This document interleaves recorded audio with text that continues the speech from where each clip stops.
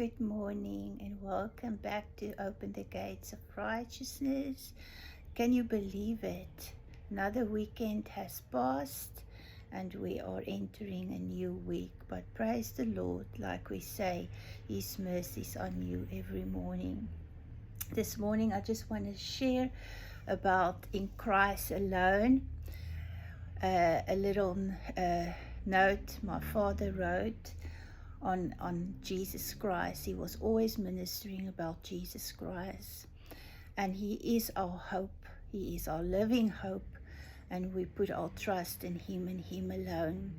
And in these days, as we're facing many trials and tribulations and going through various things, many people are going through struggles, storms. We can only put our trust in Him because He is our hope. And He is the one that has given His love for us because He loves us. He loves you so much. If you could only know how much He loves you. And we've been bought with a price. We belong to Him. And my father wrote here scriptures like my dad used to say, and like Reverend Eddie always says, read the word for yourself. Read the word for yourself as it is. And it's so important to read the word and be filled with the word of God and meditate on His word day and night, for therein lies great success. That is the sword of the Spirit, the word of God. It needs to be on our mouths day and night. We need to live by this word. This word has the final authority, and if we follow the word of God, we follow Christ. We cannot go wrong.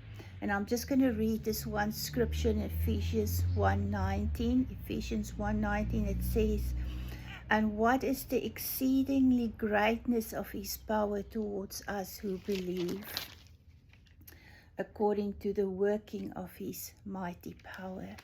So when we believe in Christ, we have that exceedingly power working within us. Like my dad says here, there is a treasure within us.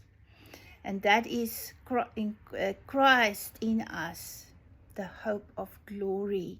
Christ in us, the hope of glory.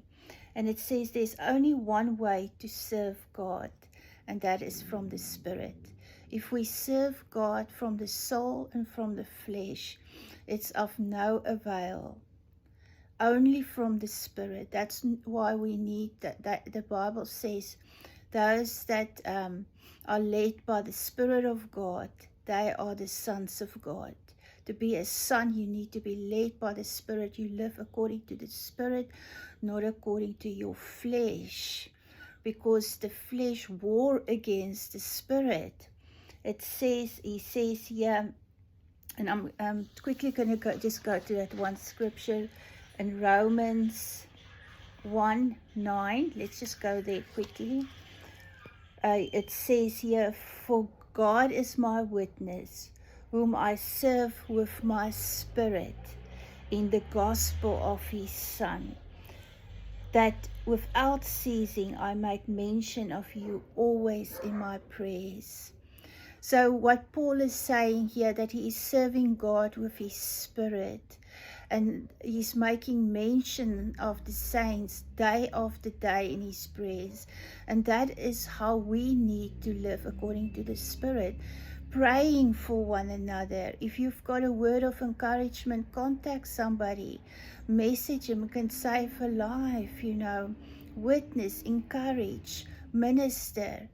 As the Holy Spirit leads you. It's so important that we need to focus and be heavenly minded, kingdom minded, not according to this world, because everything as we see here in this world is going to change. My dad used to say everything is subject to change in this world. It's so important that we follow the Holy Spirit and be every morning when you wake up, ask the Holy Spirit to show you who to pray for, who to reach out for, and to be led by Him. And he says also this only way is to serve God is from the Spirit, as we said in Romans 1:9. The power cannot be perceived by the mind. It needs to become revelation in the heart. It is impossible to serve him.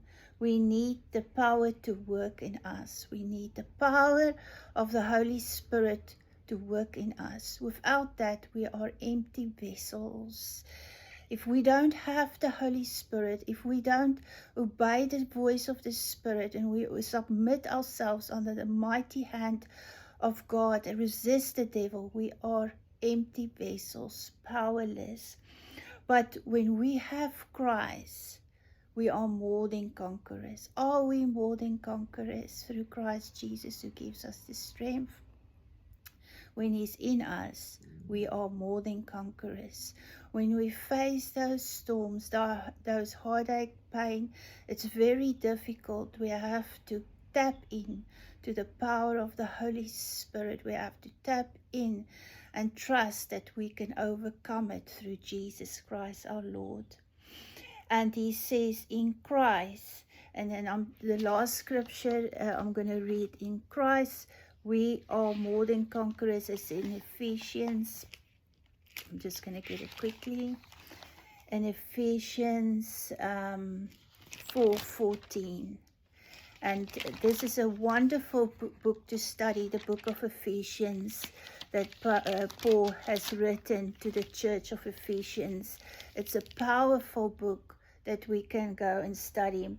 In Ephesians 4:14 it says that we hereafter be no more children, tossed to and fro and carried about with every wind of doctrine, by the sleight of men and the cunning craftiness whereby they lie in wait to deceive.